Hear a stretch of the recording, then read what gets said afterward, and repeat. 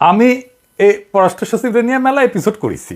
পররাষ্ট্র উপদেষ্টা তৌহিদ সাহেব পর্যন্ত কইছে যে আমি নাকি ওর পিছে লাগিছি, কারণ আমার অন্য কাউকে পছন্দ আছে পররাষ্ট্র সচিব হিসাবে। কথা সত্য, আমার পছন্দ আমি লুকাই না। তো আমি তো মনিকা বেলুচিরে পছন্দ করি। তো তৌহিদ সাহেব আপনার পছন্দ না? জসিমের চাইতে মনিকা বেলুচিরে বা ইন্ডিয়ান নায়িকারে পররাষ্ট্র সচিব করলে তো সবাই মেনে নিত। এটা করেনি, সহজ জিনিস বুঝেন না গায়ে। তাই জসিম কেন তার জাউরাপতির প্রতি সম্মান দেখাইছে সেটা না দেখি। এটা নতুন কাজ করেছে ওই আসেন, এটা দেখে দেখি মজার জিনিস। জসিম পাকিস্তানের সাথে একটা দ্বিপক্ষীয় মিটিং করেছে, করা ভালো জিনিস। পাকিস্তানের সাথে করেছে, মেলা দিন মিটিং টিটিং হয় না। তো সেই দ্বিপক্ষীয় মিটিং এ কি করেছে, সে আওয়ামী বয়ান তুলে ধরেছে। পাকিস্তানি আওয়ামী বয়ান কি ছিল, মানে যে সিপি গ্যাং এর গর্দব গুলা, আওয়ামী লীগের গুলা কি করতো, কি বলতো, আওয়ামী বামেরা কি বলতো? 1 নম্বর বলতো পাকিস্তানকে 1971-এর গণহত্যার জন্য ক্ষমা চাইতে হবে। 2 নম্বর কি কইতো, পাকিস্তানের কাছে 1971-এ বাংলাদেশে অনেক পাওনা আছে, সেগুলো ফেরত দিতে হবে। 3 নাম্বার, আইটকে পড়া পাকিস্তানিদের ফেরত নিতে হবে। এই তো, অন্য কিছু কইতো? এগুলোই তো। হাসিনা লেসপেন্সার বিএনপি নেতার ভাই পররাষ্ট্র সচিব জসিম উই আওয়ামী বয়ানরে আবার মাঠে আনিছে। এই আওয়ামী বয়ানরে আমি তার প্রত্যেকটা দাবি নিয়ে কথা বলবো, তার শয়তানি আর মূর্খতা ধরাই দেব, এবং এটাও ধরাই দেব যে এটা গ্র্যান্ড ইন্ডিয়ান প্ল্যান। সে পাকিস্তানকে 1971-এ গণহত্যার জন্য ক্ষমা চাইতে বলছে। পাকিস্তান একবার না দুইবার রাষ্ট্রীয়ভাবে ক্ষমা চাইছে বাংলাদেশের কাছে। আমি সেই প্রসঙ্গে প্রমাণ সহ আসতেছি এখন। পাকিস্তান কি গণহত্যার জন্য ক্ষমা চাইছে? 1974-এর 5 থেকে 9 এপ্রিল বাংলাদেশ, ভারত, পাকিস্তানের পররাষ্ট্রমন্ত্রীদের ত্রিপক্ষীয় একটা বৈঠক হয়।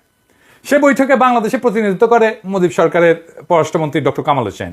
বৈঠকের অন্যতম প্রধান আলোচ্য বিষয় ছিল 195 জন যুদ্ধাপরাধীর বিচার। এতে পাকিস্তানের প্রতিরক্ষা এবং পররাষ্ট্র প্রতিমন্ত্রী বলেন, কোনো অপরাধ সংগঠিত হয়ে থাকলে আমার সরকার তার নিন্দা জ্ঞাপন এবং গভীর দুঃখ প্রকাশ করছে। আর তখন পাকিস্তানের প্রধানমন্ত্রী জুলফিকার আলী ভুট্টো বলে, মিটমাট ত্বরান্বিত করার জন্য অতীতের সমস্ত ভুল ক্ষমা করে দিন এবং ভুলে যান। এই 2 বক্তব্যের পরিপ্রেক্ষিতে বাংলাদেশ সরকার সিদ্ধান্ত নেয় যে ক্ষমাশীলতার নিদর্শন হিসেবে এই বিচার প্রক্রিয়ায় তারা আর অগ্রসর হবে না।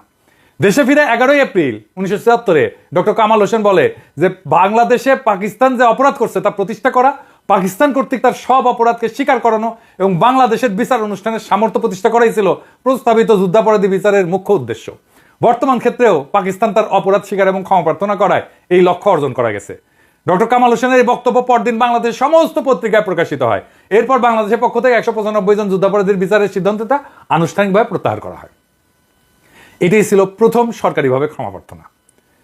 আর ক্ষমা প্রার্থনা হয়েছে আরেকবার, হয়েছে দ্বিতীয়বার।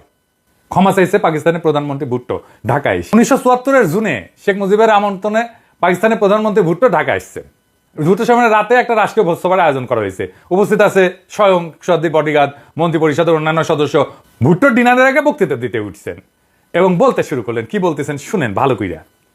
আপনাদের উপর স্বার্থপর অবিবেচক সামরিক কর্তৃত্ব লজ্জাজনক দমন পীড়ন এবং অকথ্য অপরাধ করেছে।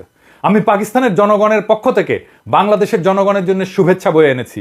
আমাদের দয়া করে তাদের, মানে ইয়াহিয়া খান, তার সাথে এক করে দেখবেন না, যারা শুধু আপনাদের নয় আমাদের উপরও তখন শাসন করত। আমরা আপনাদের বেদনা এবং কষ্টকে অন্তর দিয়ে অনুভব করি। আপনাদের ক্ষতির জন্য আন্তরিকভাবে দুঃখ প্রকাশ করছি। আমাদের শেষ নবীর নাম নিয়ে আমি আপনাদের কাছে বলতে চাই, আমরা আমাদের কৃতকর্মের জন্য অনুতপ্ত, আমরা তওবা করছি। এর চাইতে আর ভালোভাবে কিভাবে ক্ষমা চাওয়া যায়? এইভাবেই তো ভুট্টো তার একটা রাষ্ট্রনায়কোচিত বক্তব্যে 71-এ পাকিস্তানের বাহিনীর বর্বরতার জন্য আনুষ্ঠানিকভাবে ক্ষমা চাইছিল। ভুট্টোর পরে শেখ মুজিব বক্তৃতা দিতে ওঠে। ভুট্টোর সাথে সুর মিলায় শেখ মুজিব বলে যে, আসেন আমরা অতীতের তিক্ততা এবং শত্রুতা ভুলে যাই এবং আমাদের জনগণের জন্য আশা এবং সমৃদ্ধির নতুন অধ্যায় শুরু করি। এইটা পৃথিবীর বিভিন্ন পত্রিকায়, আন্তর্জাতিক পত্রিকায় এটা ছাপা হয়। দেখেন আপনি, জসিম আবার ক্ষমা প্রার্থনা করতে বলে কেন? মানে এক অপরাধের জন্য কয়শবার পাকিস্তানের কাছে ক্ষমা চাইতে হবে? আমি পাকিস্তানের প্রতিনিধি দলে থাকলে জসিমের প্যান্ট খুলে নিয়ে পাছায় লাথি দিয়ে কইতাম, যা খুশি করগা। হারামজাদা জসিম জানে না এই ইতিহাস। এই ইতিহাস যদি সে নাই জানে তাহলে সচিবের চেয়ারে বসেছে কেন?